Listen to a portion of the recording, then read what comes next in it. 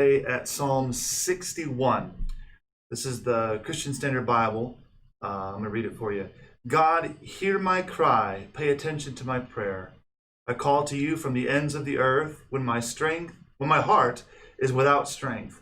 Lead me to a rock that is high above me, for you have been a refuge for me, a strong tower in the face of the enemy. I will dwell in your tent forever and take refuge under the shelter of your wings. God, you have heard my vows, and you have given a heritage to those who fear your name. Add days to the king's life. May his years span many generations. May he sit enthroned before God forever. Appoint faithful love and truth to guard him. Then I will continually sing of your name, fulfilling my vows day by day. Well, this is a psalm written by David, the king of Israel. And there's some question as to whether it was written while Saul was king or after David had become king and while he was being persecuted by Absalom. I think based on the text, I'm most convinced of the latter. And so David is speaking from the position of a king. And so the first, we're going to notice three things again today.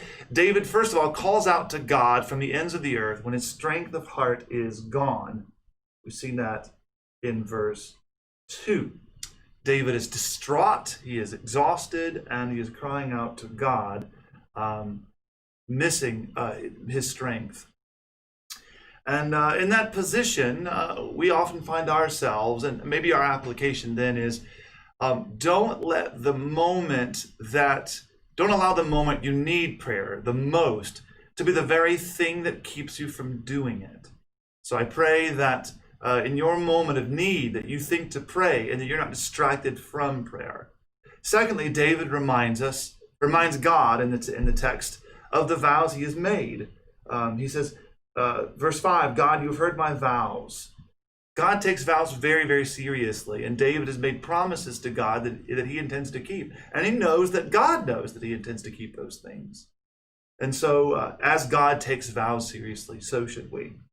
Thirdly, David reveres the throne of Israel. If you look at verse 6, add days to the king's life, you'll notice, if I'm right, and if this is written after, if this is written after, as Absalom is persecuting them and he is king, you'll notice he shifts to the third person here.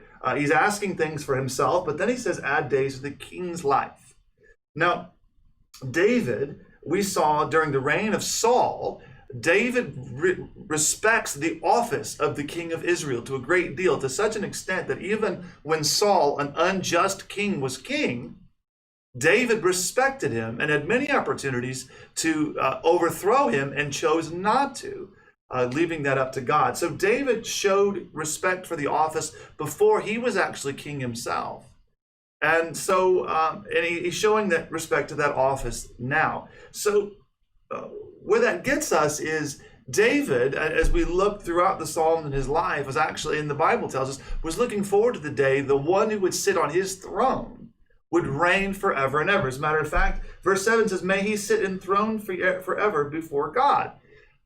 David is here talking about Jesus. So even David, in this moment of need, is trusting in King Jesus, who will sit on the throne of Israel, on the throne of God's people forever.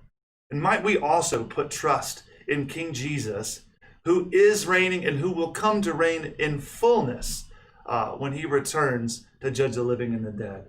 So might we also put our trust in God, as David has, in the very moment that we need that trust the most. Call out to God. Trust in him when you're weak.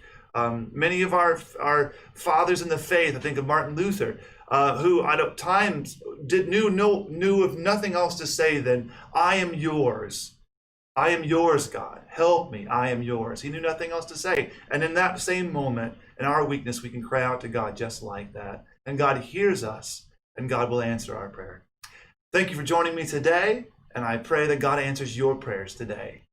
Have a nice rest of your day.